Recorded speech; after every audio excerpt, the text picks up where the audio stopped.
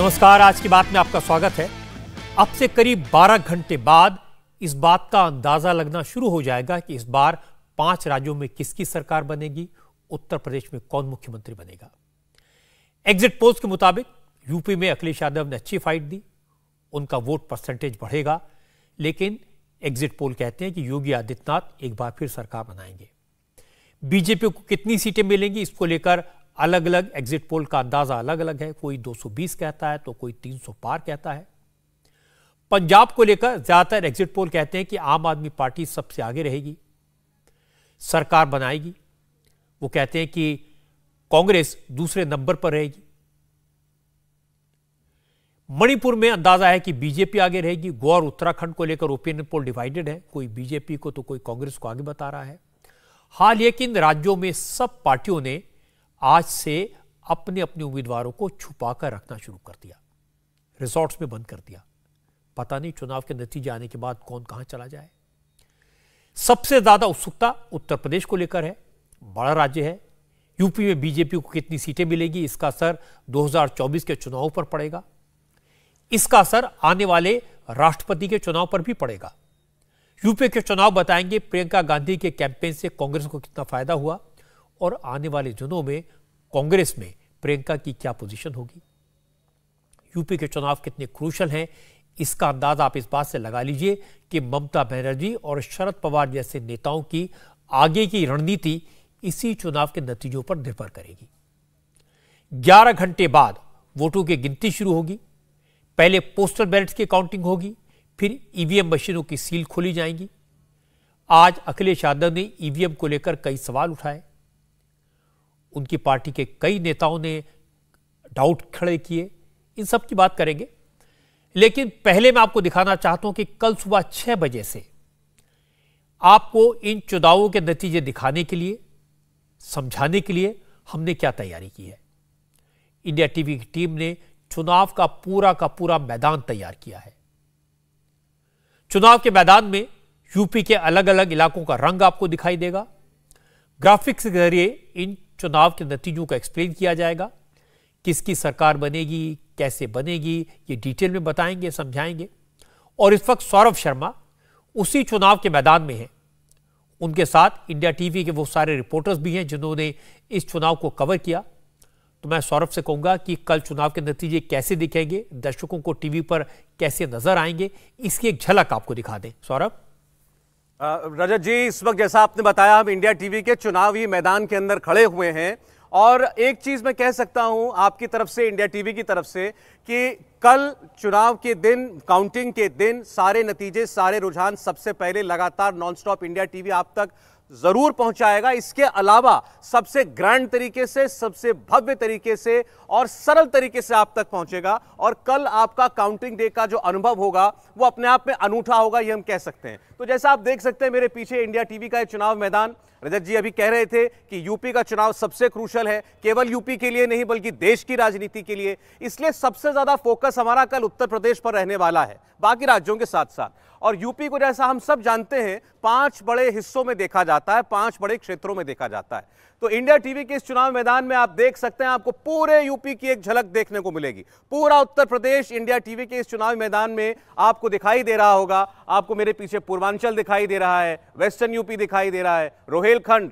बुंदेलखंड, अवध दिखाई दे रहा है। और साथ साथ हमारे इन क्षेत्रों के, इन सेंटर्स पर मौजूद हैं हमारे 5 ऐसे साथी, हमारे 5 ऐसे बेहद अनुभवी रिपोर्टर्स जो मैं दावे से कह सकता हूं उत्तर प्रदेश की सभी 403 सीटों पर गए हैं। इन्होंने एक एक सीट पर जाकर अपने अपने क्षेत्र में वहां का जायजा लिया है। ये जानते हैं वहां क्या होने वाला है, भले ही आज तक आपको ना बता रहे हो, लेकिन इन्हें मालूम है वहां वोटर की नब्ज क्या है, वहां कौन से मुद्दे चलेंगे, किसको नुकसान होगा, किसको फायदा होगा। मैं एक एक करके शुरुआत करता हूं रजत जी।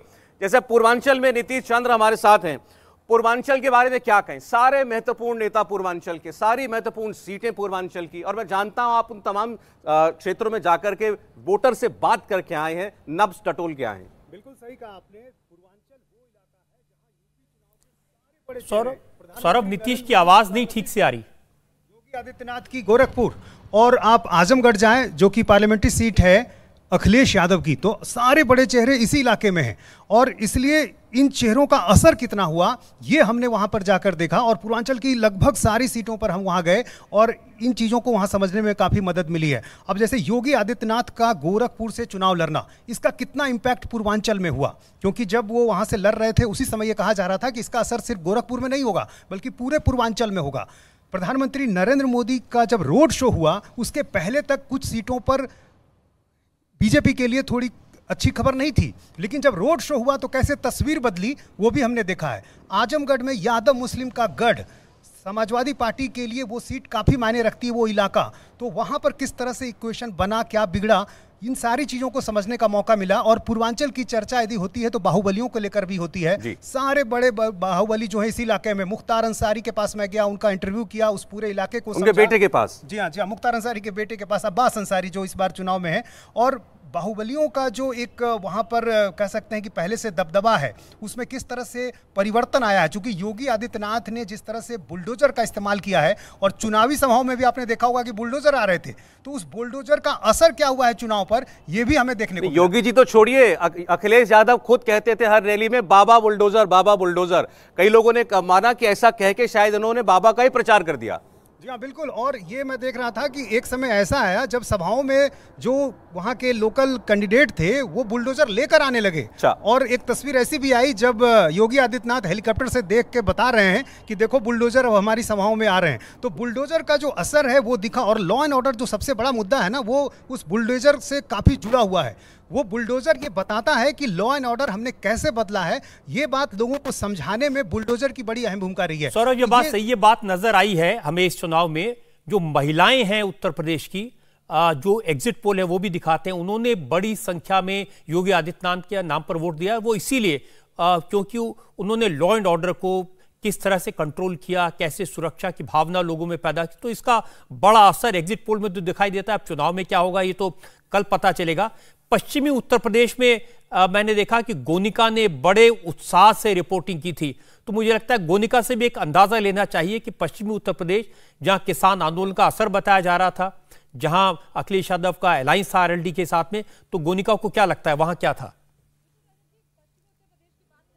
यादव लैंड है, जाट लैंड है और दोनों कई ऐसी सीट वहां पर ऐसी महत्वपूर्ण सीट आ रही है। 10 वीआईपी सीट है। अखिलेश यादव जो खुद करहल से चुनाव लड़ रहे हैं वो सीट उसमें है जिसमें अखिलेश यादव के सामने एसपी बघेल को बीजेपी ने उतारा। और वो इसीलिए उतारा गया क्योंकि अखिलेश यादव जहां कहीं आश्वस्त हो रहे थे अपनी सीट को लेकर, उन्हें भी मैदान में उतरना पड़ा। वो नामांकन के बाद भी वहां प्रचार के लिए आए और अपने पिता को लेकर भी, यानी कि मुलायम सिंह यादव को लेकर आए। जाट लैंड की बात करें तो अगर मुजफ्फरनगर, शामली, सहारनपुर, ये सारे इलाके जहां पर कहा जा रहा था कि बीजेपी को इस बार बड़ा डैमेज है, क्योंकि पिछली बार बीजेपी ने 57 में से 82 सीटें जीती थी, लेकिन इस बार वो जाट वोट कहीं ना कहीं बढ़ता हुआ दिख रहा है, क्योंकि समाजवादी पार्टी और आरएलडी का जो गठबंधन हुआ है उसमें कई ऐसी सीटें दी गई हैं जो कि आरएलडी, जहां पर जाट वोटर काफी ज्यादा है, लेकिन वहां पर समाजवादी पार्टी के कैंडिडेट को, यानी कि मुस्लिम कैंडिडेट को उतारा गया, उसका कहीं ना कहीं डैमेज जरूर रजत जी दिख रहा है। कई ऐसे बड़े चेहरे हैं, चाहे वो करहल सीट की बात की जाए या फिर उसके अलावा कैराना सीट की बात की जाए,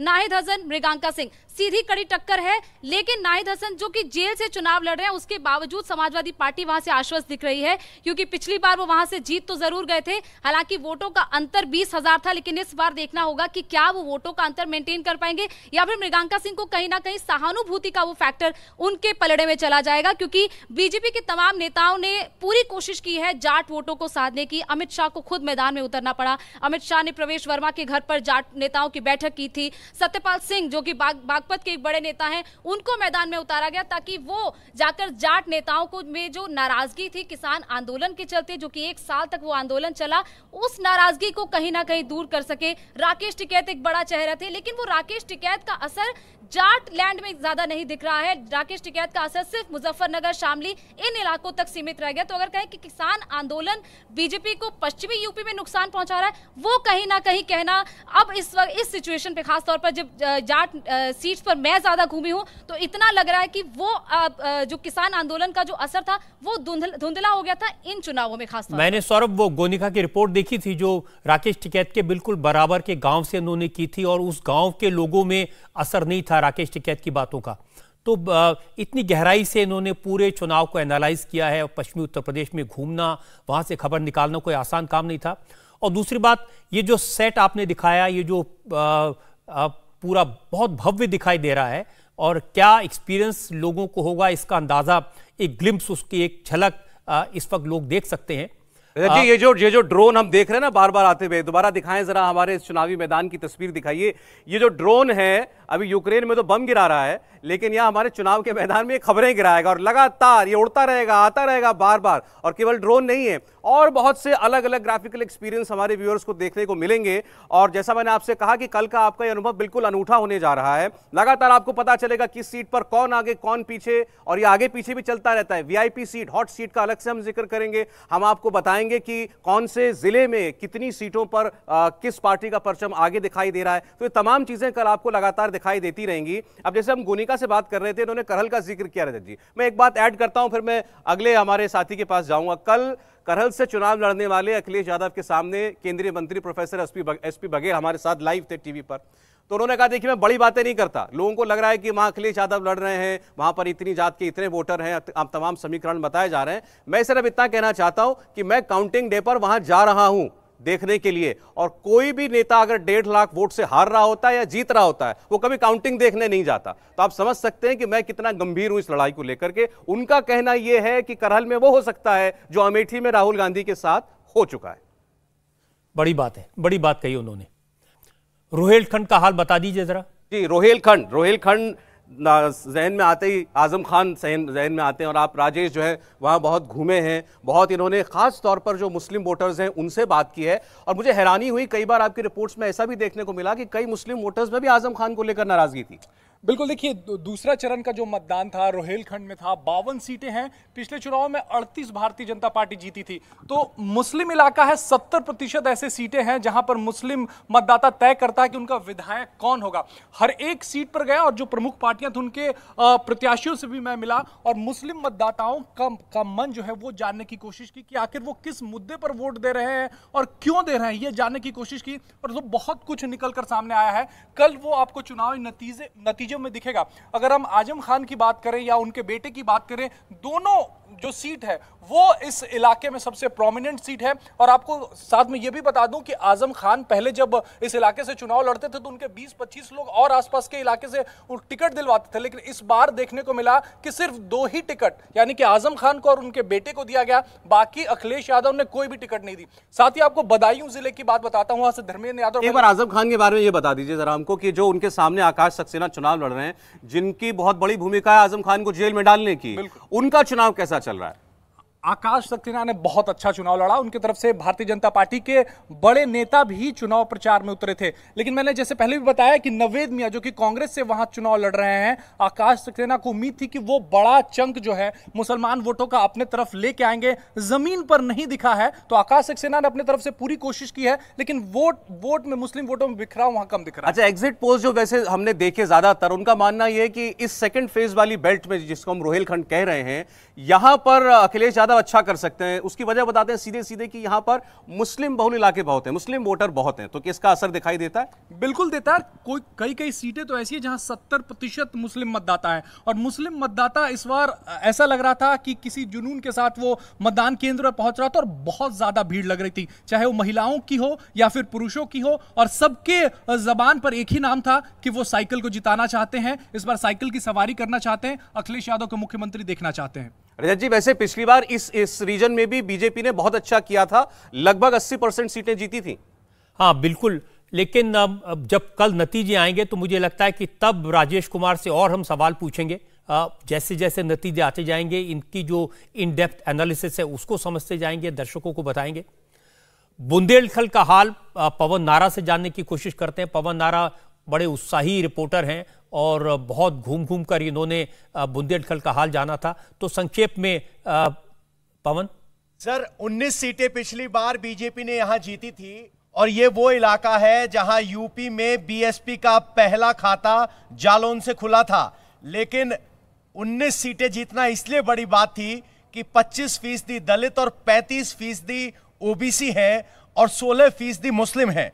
तो ये अति पिछड़ा इलाका है। 2016 में प्रधानमंत्री नरेंद्र मोदी ने यहां रैली की थी और 2017 में नतीजे आए थे। उसके बाद इस इलाके में भुखमरी और पानी दो बड़ी समस्याएं हैं। प्रधानमंत्री मोदी 3 पानी की परियोजनाओं का यहां उद्घाटन कर चुके हैं और इसके अलावा राशन की डबल डोज का दावा भी बीजेपी की तरफ से किया गया है।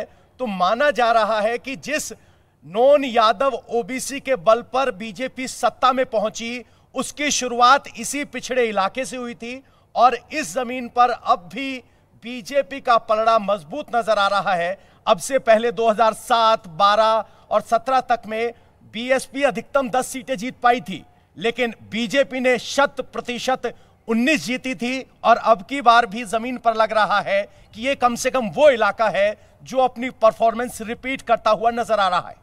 सौरभ, जो इनके पीछे बुंदेलखंड का रेप्लिका दिख रहा है वो भी बड़ा अच्छा है, उतना ही सुंदर है जितना सुंदर पवन नारा दिखते हैं।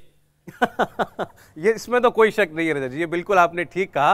वैसे आप ऐसी नाइंसाफी ना करें, हमारे बाकी के जितने सेट हैं वो भी उतने खूबसूरत हैं और हमारे बाकी रिपोर्टर भी। तो अब अगला सेट दिखाइए मुझे, कहां है जी। अब हम अवध में आ गए हैं। अवध में घूम कर के आए मनीष भट्टाचार्य ना, आप भट्टाचार्य से कोई और मतलब मत निकालें, बंगाली हैं, लेकिन इनके दिल में जो है पूरा उत्तर भारत, पूरा हिंदुस्तान बसता है, इसलिए अलग अलग राज्यों में जाते हैं, रिपोर्टिंग करते हैं। यूपी में गए आप, अवध में गए, यानी यूपी के दिल में आप घूम करके आए हैं। आप राजधानी लखनऊ भी होकर के आए हैं, जिसे कहते हैं गढ़ है, वो तो बिल्कुल बीजेपी का। तो इस बार गढ़ किला बचा है। देखिए सौरभ, 21 जिले की 118 सीटें आती हैं और इससे पहले लगभग 97 सीटें बीजेपी के पास थी उस वक्त जब राम मंदिर का मुद्दा था। क्योंकि पावर सेंटर लखनऊ से लेके अयोध्या, ये तमाम ऐसी सीटें आती हैं। और अगर मैं लखनऊ की बात करूं तो सबसे ज़्यादा कैंट और सरोजनी नगर सीट की बहुत ज़्यादा चर्चा हुई जब ब्रजेश पाठक की सीट बदल दी गई। और कैंट ऐसी सीट लखनऊ की थी जिस पर तमाम बड़े बड़े चेहरे उम्मीदवार होने की बात कर रहे थे। अपर्णा यादव का नाम आ रहा था, रीता बहुगुणा जोशी भी कोशिश कर रही थी कि उनके बेटे को टिकट मिले, ब्रजेश पाठक वहाँ से लड़े, सरोजनी नगर सीट से स्वाति सिंह का टिकट कटा और उसके बाद राजेश्वर सिंह वहां पर आए। और अब ये माना जा रहा है कि लगभग 118 सीटों पर कई बड़े बड़े ऐसे चेहरे हैं जिनको देखना बहुत ज़्यादा दिलचस्प होगा। और सबसे बड़ी बात सौरभ मैं बताऊं कि इस पूरे सीट पर 30% एससी वोटर, जो कि बहुत बड़ा डिसाइडिंग फैक्टर माना जाता है। और ये एससी फैक्टर इस बार कहां जाएगा, बहुत ही साइलेंट है, वो बहुत बड़ी चुनौती मानी जा रही है। मनीष, अब योगी आदित्यनाथ का कुछ जलवा दिखाई दिया आपको इस इलाके में? देखिए, बिल्कुल जलवा दिखाई दिया है। पूरे 118 सीटों में लगभग मैं सभी सीटों पर गया हूं और सबसे बड़ी बात यह है कि इन सीटों पर कानून व्यवस्था, लॉ एंड ऑर्डर एक बहुत बड़ा मुद्दा आया है जिसको लेकर महिलाओं ने पसंद किया है। केंद्र सरकार की योजनाएं, खासतौर पर प्रशासन और राशन, ये दोनों ही बातें खुल के सामने आई हैं और लोगों ने बढ़ चढ़ कर इस पर सपोर्ट भी किया है। और यही एक सबसे बड़ी ताकत भी बीजेपी की उत्तर प्रदेश में दिखाई दे रही है। रजत जी,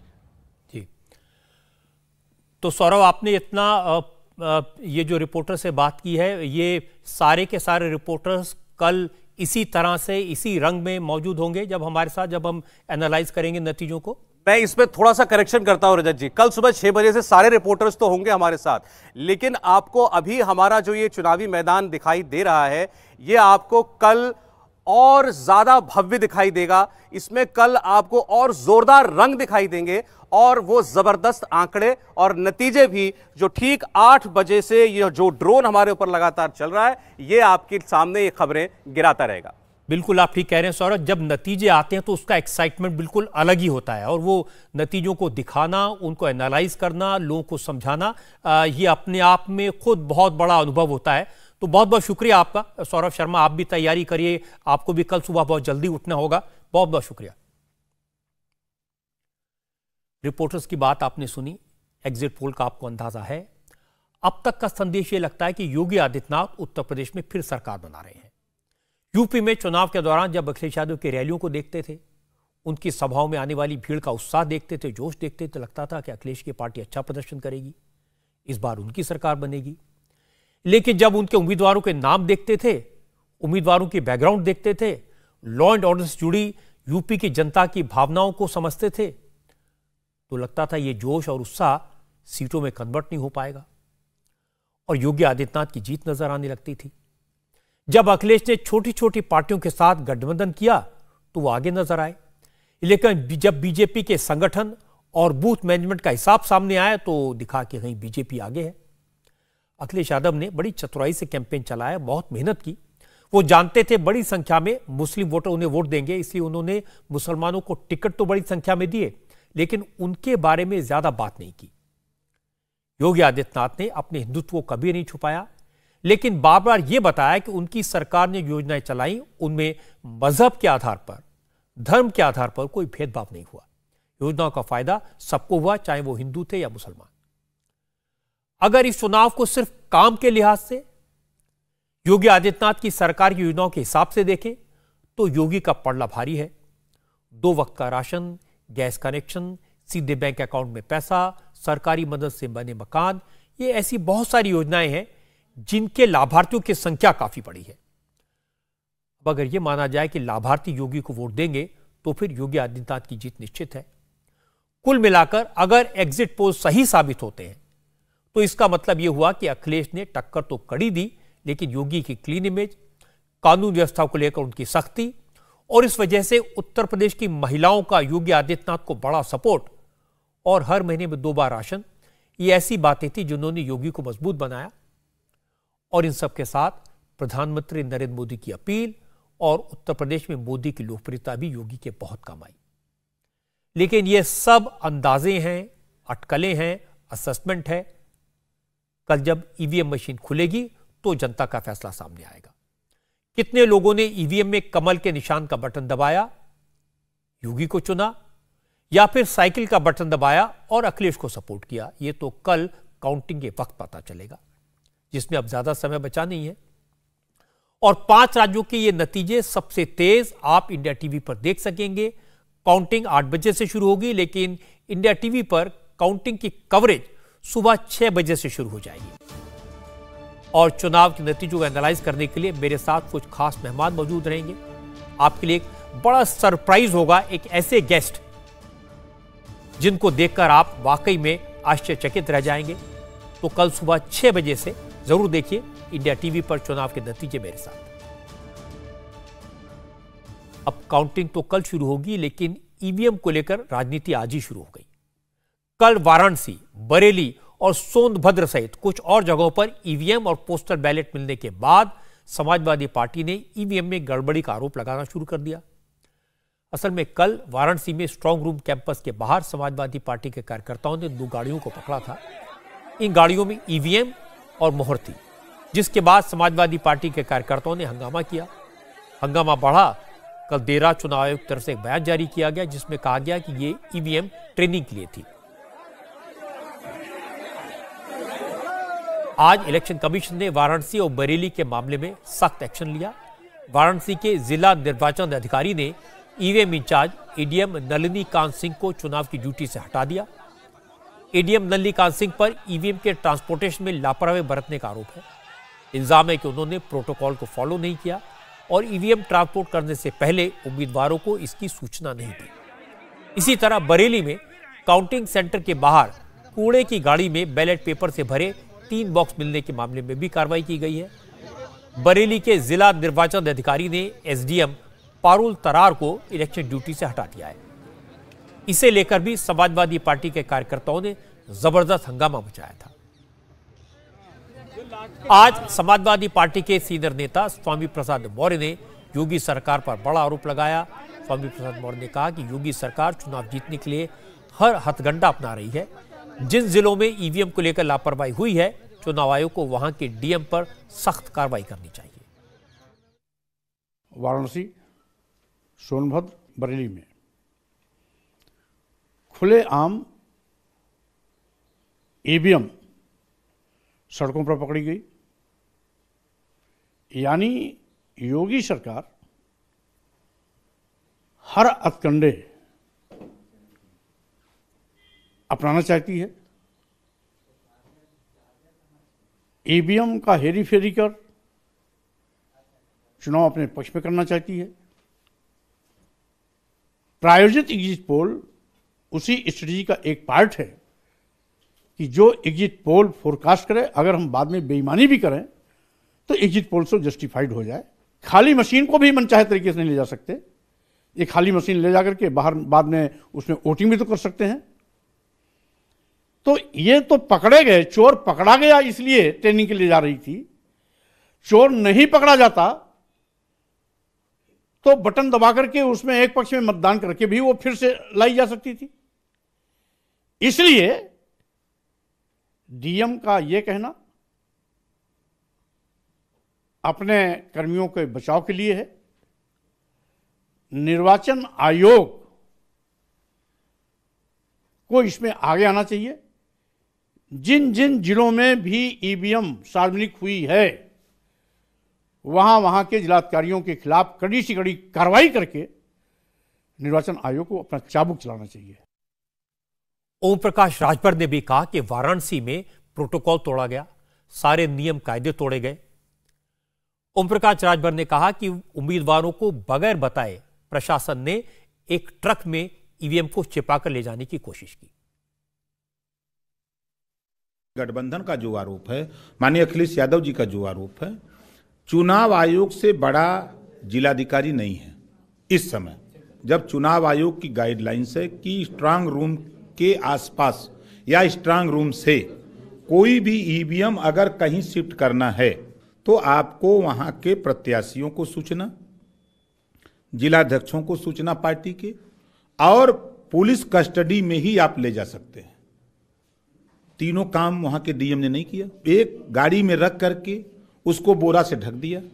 जब ड्राइवर लेके जा रहा है तो वहां जो लोग अपनी अपनी पार्टी की तरफ से वहां स्ट्रांग रूम अगोर रहे थे, डाउट हुआ तो उन लोगों ने पूछा कि ये गाड़ी कहां जा रही, तो कहा सब्जी लेके जा रहे हैं। कुछ लड़के पट से पीछे घूम गए तो देखे तो बोरा से ढका हुआ, तो चढ़ गए लड़के। जब चढ़ गए, बोरा हटाए तो ईवीएम। ये क्या सवाल खड़ा करता है? पंचायत चुनाव में यही अधिकारी जिस तरह का तांडव किए भारतीय जनता पार्टी के पक्ष में, तो कैसे उनसे उम्मीद की जाए? अगर डीएम की गलती नहीं है कमिश्नर की, तो राज्य निर्वाचन आयोग या चुनाव आयुक्त ने डीएम और कमिश्नर को मतगणना से विरत क्यों किया? नहीं करना चाहिए ना। अगर गलती नहीं थी तो उसको नहीं करना चाहिए था। या अगर इन्होंने विरक्त किया तो यह साफ जाहिर होता है कि दोनों ने गलती किया है। ईवीएम को लेकर कल अखिलेश यादव ने भी बीजेपी के खिलाफ तीखे शब्दों का इस्तेमाल किया था, गंभीर आरोप लगाए थे। आज बीजेपी ने अखिलेश यादव के आरोपों और भाषा को लेकर चुनाव आयोग से शिकायत की। 3 केंद्रीय मंत्रियों का एक डेलीगेशन चुनाव आयोग से मिला। चुनाव आयोग से मिलने के बाद धर्मेंद्र प्रधान ने अखिलेश की भाषा पर गंभीर आपत्ति जताई। उन्होंने कहा कि अखिलेश की भाषा लोकतंत्र के लिए खतरनाक है। उन्होंने लोगों को हिंसा के लिए भड़काने की कोशिश की है। चुनाव आयोग को इस पर ध्यान देना चाहिए। निश्चित पराजय की भय से समाजवादी पार्टी के नेतृत्व पूर्व मुख्यमंत्री अखिलेश यादव जी हताश हो गए हैं, बौखलाए गए हैं। जिस भाषा का उन्होंने कल सार्वजनिक रूप में प्रयोग किया, आजादी की 75 साल के बाद हमारी संवैधानिक व्यवस्थाओं पे अनास्था प्रकट करना, ना केवल अनास्था प्रकट करना, उसको सबहट करने का, उसको धक्का मारने का, उसको निंदा करने का, ध्वस्त करने का पूरा प्रयास किया गया। लोगों को उस्काना कि चुनाव हारने से समाजवादी सैनिक हिंसा अपनाना, ये कोई भी प्रजातंत्र में, कोई एक सभ्य समाज में एक जिम्मेवार नेतृत्व से अपेक्षा नहीं किया जाता है। प्रजातंत्र में जनता की फैसला सर्वोपरि होता है। नतीजा कल आएगा। एग्जिट पोल कोई पार्टी की व्यवस्था नहीं है। कभी कभी एग्जिट पोल सत्य भी दिखाता है, कभी कभी अतिशयोक्ति भी करता है, उसमें हमारा कुछ टिप्पणी नहीं है। आज अखिलेश यादव ने एक और ट्वीट किया जिसमें उन्होंने अपने कार्यकर्ताओं को मैसेज दिया। अखिलेश ने लिखा, काउंटिंग सेंटर्स को लोकतंत्र का तीर समझकर वहां जाएं और डटे रहें। सत्ता पक्ष द्वारा रिजल्ट में हेराफेरी की हर साजिश को असंभव बना दें। समाजवादी पार्टी गठबंधन की जीत हो रही है, तभी भाजपाई धांधली की कोशिश कर रहे हैं। आज ईवीएम को लेकर कई शहरों से हंगामे की तस्वीरें भी आई। मुरादाबाद की तस्वीरें देखिए। आज मुरादाबाद की मंडी समिति में समाजवादी पार्टी के कार्यकर्ताओं ने हंगामा किया। समाजवादी पार्टी के वर्कर ने एसडीएम की गाड़ी रोक ली और गाड़ी में घुसकर तलाशी लेने लगे। समाजवादी पार्टी के कार्यकर्ताओं ने ड्यूटी कर रहे अधिकारियों के साथ धक्का मुक्की की। इन नेताओं का आरोप है कि एसडीएम की गाड़ी में पोस्टल बैलेट से भरा एक बॉक्स रखा था। आरोप लगाया गया कि इन पोस्टल बैलेट का गलत इस्तेमाल होना था। समाजवादी पार्टी की शिकायत के बाद पोस्टल बैलेट के बक्से को सील करके जांच के लिए भेजा गया। आज मैनपुरी में भी सपा के वर्कर्स ने एसडीएम की गाड़ी को रोका। कार्यकर्ताओं ने एसडीएम की गाड़ी चेक की। समाजवादी पार्टी के नेता और कार्यकर्ता हर आने जाने वाली गाड़ियों की तलाशी ले रहे थे। फिरोजाबाद में समाजवादी पार्टी के पूर्व एमपी अक्षय यादव जिले के तमाम बड़े नेताओं के साथ काउंटिंग सेंटर्स के बाहर डेरा डालकर बैठ गए हैं। इसी तरह की तस्वीरें कानपुर से भी आई हैं। कानपुर के काउंटिंग सेंटर के बाहर समाजवादी पार्टी ने तंबू लगाया है, जहां हर वक्त समाजवादी पार्टी के नेता और कार्यकर्ता बैठे हुए हैं। बुलंदशहर में भी समाजवादी पार्टी के पूरे जिले के उम्मीदवार पहुंचे। 24 घंटे काउंटिंग सेंटर पर नजर रख रहे हैं, हर आने जाने वाली गाड़ी को चेक कर रहे हैं। जहां तक ईवीएम का सवाल है, यह नहीं भूलना चाहिए कि इन मशीनों ने बीजेपी को चुनाव जिताए भी हैं और हराए भी हैं। मध्य प्रदेश, राजस्थान, छत्तीसगढ़, पंजाब में कांग्रेस की भारी जीत इन्हीं मशीनों से हुई थी। तो यह नहीं कहा जा सकता कि तब ईवीएम ठीक थी और अब इसमें गड़बड़ हो गई है। ईवीएम पर पूरा कंट्रोल चुनाव आयोग का होता है और चुनाव आयोग एक स्वायत्त संस्था है। किसी को भी चुनाव आयोग की नीयत पर सवाल नहीं उठाने चाहिए।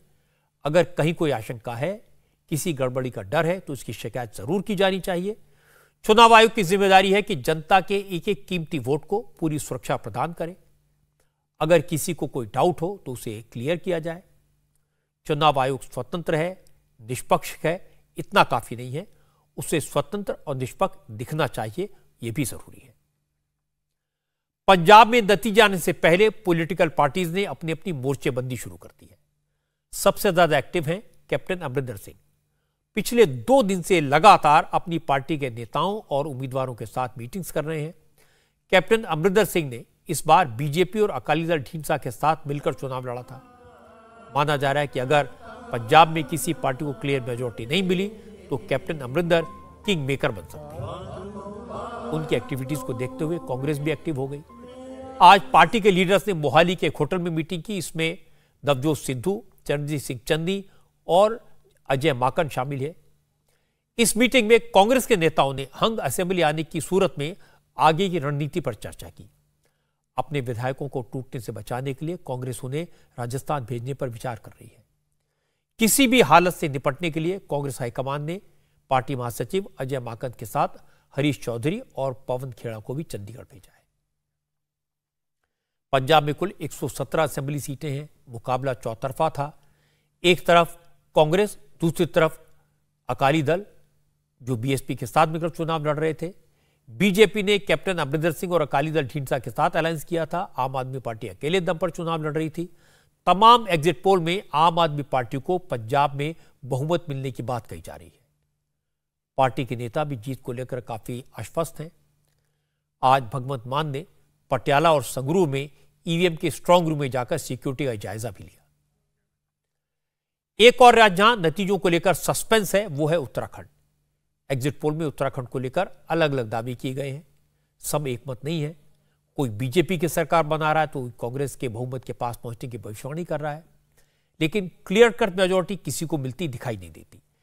इसीलिए कांग्रेस और बीजेपी दोनों तरफ से पोस्ट रिजल्ट सिनेरियो के लिए तैयारियां शुरू कर दी गई हैं। अगर बहुमत के लिए कुछ एमएलए की जरूरत पड़ती है तो समर्थन कहां से जुटाया जाएगा, इसके लिए दोनों पार्टियों ने अपने अपने नेताओं को जिम्मेदारियां सौंप दी हैं। बीजेपी ने कैलाश विजयवर्गीय को संडे को ही देहरादून भेज दिया था। उनकी मदद के लिए उत्तराखंड के पूर्व मुख्यमंत्री और मोदी सरकार में मंत्री रह चुके रमेश पोखरियाल निशंक को लगाया गया है। दोनों नेताओं ने उत्तराखंड के मुख्यमंत्री पुष्कर धामी, प्रदेश अध्यक्ष मदन कौशिक और स्टेट इंचार्ज प्रहलाद जोशी के साथ मिलकर इस पर चर्चा की कि कैसे लगातार दूसरी बार सरकार बनानी है। चुनाव के नतीजों के बाद समर्थन जुटाने के लिए कांग्रेस ने भी कोशिशें शुरू कर दी हैं। कांग्रेस ने छत्तीसगढ़ के मुख्यमंत्री भूपेश बघेल और दीपेंद्र हुडा समेत कुछ दूसरे नेताओं को नतीजों के बाद की सिचुएशन को संभालने की जिम्मेदारी दी है। हालांकि हरीश रावत का दावा है कि उनकी पार्टी को बहुमत मिल रहा है और साथ ही वो ये भी कह रहे हैं कि कांग्रेस के जो नेता टिकट नहीं मिलने के बाद बागी होकर चुनाव लड़ रहे थे, उनसे बात की जा रही है। अगर दूसरे दलों की मदद की जरूरत पड़ी तो लेंगे, क्योंकि इस बार उत्तराखंड को बीजेपी के हाथ में नहीं जाने देना है। गोवा में काउंटिंग शुरू होने से पहले जबरदस्त हलचल है। कांग्रेस और बीजेपी दोनों पार्टियों के नेताओं ने रिजल्ट आने के बाद की सिचुएशन के लिए तैयारियां शुरू की हैं। दोनों पार्टियां बहुमत का दावा तो कर रही हैं, लेकिन दोनों कॉन्फिडेंट नहीं है और बहुमत नहीं मिले तो क्या करेंगे, इसकी तैयारी कर रहे हैं। नतीजे तो नहीं आए, लेकिन कांग्रेस को अभी से अपने विधायकों की टूट का डर सता रहा है। पिछली बार कांग्रेस का ऐसा हुआ था तो कांग्रेस ने अपने सभी उम्मीदवारों को गोवा के एक होटल में शिफ्ट कर दिया है। कांग्रेस ने 5 सीनियर लीडर्स को गोवा में तैनात कर दिया है। इनमें पी चिदंबरम, दिनेश गुंडू राव, डीके शिवकुमार और सतीश जारकीहोली शामिल हैं। जिससे क्लियर मेजॉरिटी न मिलने की स्थिति में गोवा की छोटी पार्टियों और निर्दलीय विधायकों से बात करके सरकार बनाने की कोशिश की जा सके और कम से कम अपनी पार्टियों के नेताओं को कांग्रेस छोड़कर भागने से रोका जा सके। बीजेपी के सीनियर नेता गोवा में हैं। बीजेपी ने महाराष्ट्र के पूर्व मुख्यमंत्री देवेंद्र फडणवीस को गोवा भेजा है। फडणवीस ने गोवा के ताज विवांता होटल में बीजेपी के उम्मीदवारों और पार्टी के नेताओं के साथ लंबी बातचीत की और आगे की सिचुएशन को लेकर चर्चा हुई। फडणवीस से कहा कि बीजेपी की एमजीपी से बात चल रही है। और अब मैं आपको दिखाता हूं यूक्रेन में चल रहे युद्ध के 14वें दिन यूक्रेन के बड़े शहरों पर रशिया की खौफनाक बमबारी का नजारा। इस वक्त सबसे जबरदस्त अटैक यूक्रेन की राजधानी कीव पर हो रहा है। रशियन फोर्सेज ने कीव को चारों तरफ से घेर रखा है। यूक्रेन की फौज के डिफेंस को टारगेट करके बमबारी की जा रही है। रशिया का दावा है कि उसने यूक्रेन की सेना के 90% हथियार खत्म कर दिए। उसका एयर डिफेंस सिस्टम तबाह कर दिया है। रशियन बॉम्बिंग से अलर्ट करने के लिए कीव में लगातार सारा दिन वार्निंग सायरन बजते रहते हैं। रशियन आर्मी कीव पर मिसाइल से, बॉम्बर प्लेन से और हैवी आर्टिलरी से बमबारी कर रही है। लेकिन यूक्रेन के सैनिक और रिजर्व फोर्सेस बड़ी बहादुरी से रशियन अटैक का मुकाबला कर रहे हैं। यूक्रेन के आम नागरिक पूरी ताकत लगाए हुए हैं, अटैकिंग रशियन फोर्सेस का सामना कर रहे हैं। रशिया की बढ़त को रोकने के लिए यूक्रेन की आर्मी नॉर्थ ईस्ट और साउथ में जबरदस्त मोर्चेबंदी कर रही है। यूक्रेन की सबसे ज्यादा ताकत अपनी राजधानी कीव को बचाने में लगी हुई है। शहर पर लगातार हमलों की वजह से कीव में पानी और बिजली जैसी बेसिक सर्विसेज प्रभावित हो गई हैं। बॉम्बिंग से कीव शहर का एक बड़ा हिस्सा वीरान हो चुका है। युद्ध के बीच रशिया और यूक्रेन के विदेश मंत्रियों की मीटिंग होने की उम्मीद है। दोनों देशों के विदेश मंत्रियों की मुलाकात टर्की में होनी है। पूरी दुनिया चाहती है रशिया और यूक्रेन में जंग और न बढ़े। यूक्रेन ने आज इस मामले में थोड़ी नरमी दिखाई। यूक्रेन के प्रेसिडेंट ज़ेलेंस्की ने कहा कि उनके देश ने अब नेटो की मेंबरशिप का इरादा छोड़ दिया है, क्योंकि नेटो देश रशिया के साथ कोई टकराव नहीं चाहते। असल में नेटो ने यूक्रेन को नो फ्लाई जोन बनाने की ज़ेलेंस्की की अपील को रिजेक्ट कर दिया था। इससे रशिया के विमान यूक्रेन के एयर स्पेस में नहीं घुस पाते। इसके अलावा जब पोलैंड ने यूक्रेन को MiG-29 लड़ाकू विमान देने का ऑफर दिया तो भी अमेरिका और दूसरे देशों ने पोलैंड को ऐसा करने से रोक दिया। उनका कहना था कि इससे नेटो और रशिया के बीच डायरेक्ट कॉन्फ्लिक्ट शुरू हो जाएगा, सीधे लड़ाई शुरू हो जाएगी। यूक्रेन के प्रेसिडेंट ने यह भी कहा कि वो अपने देश के 2 राज्यों डोनेट्स्क और लुहांस्क पर रशिया के कंट्रोल को लेकर समझौते के लिए भी तैयार है। रशिया की ये 2 बड़ी डिमांड रही है। वहीं रशिया के विदेश मंत्रालय ने कहा कि वो न तो यूक्रेन पर कब्जा करना चाहते और न ही उनका इरादा मौजूदा सरकार का तख्ता पलट करने का है। वो बस अपनी सिक्योरिटी इंश्योर करना चाहते हैं। दोनों ही पक्षों की तरफ से ऐसी नरमी से कम इस जंग के और फैलने का खतरा कम होता नजर आ रहा है। हालांकि यूक्रेन के प्रेसिडेंट ज़ेलेंस्की ने आज अपना एक वीडियो जारी किया। अपने वीडियो में उन्होंने कहा कि वो रशियन फोर्सेस से कह रहे हैं कि वो यूक्रेन छोड़कर तुरंत अपने देश वापस लौट जाए। पिछले 2 हफ्ते से हमारे कड़े विरोध से आपको पता चल गया होगा कि हम सरेंडर करने वाले नहीं हैं, क्योंकि ये हमारा घर है, ये हमारे परिवार और बच्चे हैं। हम तब तक लड़ेंगे जब तक हम अपनी जमीन वापस नहीं ले लेते। तब तक हम अपने मारे गए लोगों, अपने बच्चों की मौत का जवाब देते रहेंगे। आप खुद को अब भी बचा सकते हैं। अपने घर लौट जाएं। अपने कमांडरों पर भरोसा मत करिए जो ये कह रहे हैं कि अभी भी आपके पास यूक्रेन को जीतने का मौका है। यहाँ पर सिर्फ जेल और मौत ही आपका इंतजार कर रही है। आप हमारे नागरिकों की जान ले रहे हैं और आपको अपनी जान देकर इसकी कीमत चुकानी होगी। हमें पता है, हमने आपके कमांडर्स की खुफिया बातें सुनी हैं, जिससे ये पता चलता है कि उन्हें इसका बखूबी एहसास है। इस जंग को रोकने की जरूरत है। हमें अमन के दौर की ओर वापस जाने की जरूरत है। जब से रशिया ने यूक्रेन पर अटैक किया है, तब से क्रूड ऑयल के दाम तेजी से बढ़े हैं। लोगों को लग रहा है कहीं पेट्रोल के दाम इतने तो नहीं बढ़ जाएंगे कि जीना मुश्किल हो जाए। हालांकि एक्सपर्ट्स कहते हैं कि तेल के दाम बढ़ने को लेकर इतना घबराने की जरूरत नहीं है, क्योंकि अगर क्रूड ऑयल इसी रेट पर बिकता रहा तो पूरी दुनिया में तेल की डिमांड इतनी कम हो जाएगी, इससे इकोनॉमी की रफ्तार धीमी पड़ जाएगी और न तो तेल बेचने वाले देश ऐसा चाहेंगे और न ही यूरोप और चीन और भारत जैसे बड़े खरीदार ऐसा चाहेंगे। इसके अलावा अमेरिका ने ऑयल की सप्लाई बढ़ाने के लिए वेनेजुएला पर लगे प्रतिबंधों में ढील दी है। वेनेजुएला भी तेल का बड़ा प्रोड्यूसर देश है। एक और बड़े ऑयल प्रोड्यूसर ईरान के प्रति भी अमेरिका के रुख में नरमी दिखाई दी है। वहीं डोमेस्टिक लेवल पर भारत की जिन कंपनियों ने रशियन कंपनियों से तेल खरीदने के सौदे किए हैं, उन पर दोनों देश कायम है। और दूसरी बात है कि भारत के पास इस समय तेल का एक बड़ा भंडार है, काफ़ी स्टॉक है, जो 1 महीने तक के लिए काफ़ी है। अप्रैल और मई महीने तक का तेल कंपनियों का प्रोडक्शन का लाइनअप रेडी है। आज यूक्रेन के जंग के मैदान से एक राहत देने वाली खबर भी आई है। सूमी में फंसे आखिरी स्टूडेंट्स के बैच को भी पोलैंड के लिए रवाना कर दिया गया। सूमी से इन स्टूडेंट्स को कल निकाल लिया गया था, जिसकी डिटेल्स मैंने आपको दी थी। आज उन्हें वहां से बसों के जरिए वेस्ट यूक्रेन के लीव शहर लाया गया और आज लीव से उन्हें ट्रेन के जरिए पोलैंड के लिए रवाना किया गया। यूक्रेन में भारत के एम्बेसडर ने लीव रेलवे स्टेशन पर इन स्टूडेंट्स की ट्रेन को फ्लैग ऑफ किया।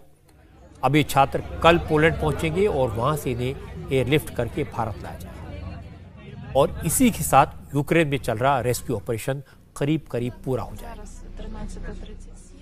कॉमर्स मिनिस्टर पीयूष गोयल ने आज डिटेल में इसकी जानकारी दी कि इन छात्रों को वहां से लाना कितनी बड़ी चुनौती थी। पीयूष गोयल ने बताया कि यूक्रेन संकट पर प्रधानमंत्री मोदी ने 8 हाई लेवल मीटिंग्स की और 11 बार वर्ल्ड लीडर्स से बात की, जिसमें रशिया और यूक्रेन के प्रेसिडेंट से हुई बातचीत शामिल है। 20,000 से अधिक जो भारत के नागरिक, अधिकांश उसमें विद्यार्थी जो यूक्रेन में फंसे थे, उनको मात्र 3 हफ्ते के अंदर भारत में लौटा लेना, यह हम सभी भारत के नागरिकों के लिए बहुत गर्व की बात है। प्रधानमंत्री नरेंद्र मोदी जी ने इस विषय को बड़े ही गंभीरता से खुद लिया। मुझे याद आता है लगभग 8 हाई लेवल मीटिंग्स जो माननीय प्रधानमंत्री जी ने की इस विषय में। हर मीटिंग के बाद बड़े कठोर कदम उठाए जाते थे, कैसे एक एक बच्चे को, एक एक नागरिक को भारत वापस लौटाया जाए। और हर मीटिंग में अंत में ये जरूर कहते थे कि एक एक की चिंता करनी है, सबको वापस लाना है। प्रधानमंत्री नरेंद्र मोदी जी ने लगभग 11 बार इस संकट की घड़ी में विश्व के बड़े बड़े नेताओं से बात की। कूटनीति का हर संभव प्रयोग किया गया, जिससे हमारे भारत के नागरिक सुरक्षित फिर भारत लौट सकें। इस बात में कोई शक नहीं है कि भारत सरकार ने यूक्रेन में जो इवैक्यूएशन ऑपरेशन चलाया, उसकी गिनती दुनिया के सबसे मुश्किल लेकिन सबसे सफल रेस्क्यू ऑपरेशंस में होगी। जंग के मैदान से 20,000 लोगों को निकाल लाना मामूली बात नहीं है। अमेरिका और चाइना जैसे सुपर पावर देशों ने हाथ खड़े कर दिए, अपने नागरिकों को भगवान भरोसे छोड़ दिया। लेकिन नरेंद्र मोदी की कोशिशों से हम न सिर्फ अपने स्टूडेंट्स को लाए, बल्कि पाकिस्तान, बांग्लादेश और नेपाल के छात्रों को भी यूक्रेन से सुरक्षित बाहर लाने में उनकी मदद की। यूक्रेन में ये जो इवैक्यूएशन ऑपरेशन हुआ, इस ऑपरेशन में दुनिया ने भारत के तिरंगे की ताकत देखी, हिंदुस्तान की ताकत देखी। ये एक ऐसा ऑपरेशन रहा जिस पर हर भारतीय को गर्व होना चाहिए। और अंत में एक बार आपको फिर से बता दूं कि मेरी आपसे अगली मुलाकात कल सुबह होगी। कल सुबह 6 बजे से इंडिया टीवी पर काउंटिंग की स्पेशल कवरेज शुरू हो जाएगी। इंडिया टीवी ने नतीजों को दिखाने के लिए जो इलेक्शन सेंटर तैयार किया है, जो चुनाव का मैदान तैयार किया है, इसकी झलक मैंने आपको थोड़ी देर पहले दिखाई थी। यहाँ एडवांस्ड ग्राफिक्स के जरिए नतीजे आपको दिखाए जाएंगे।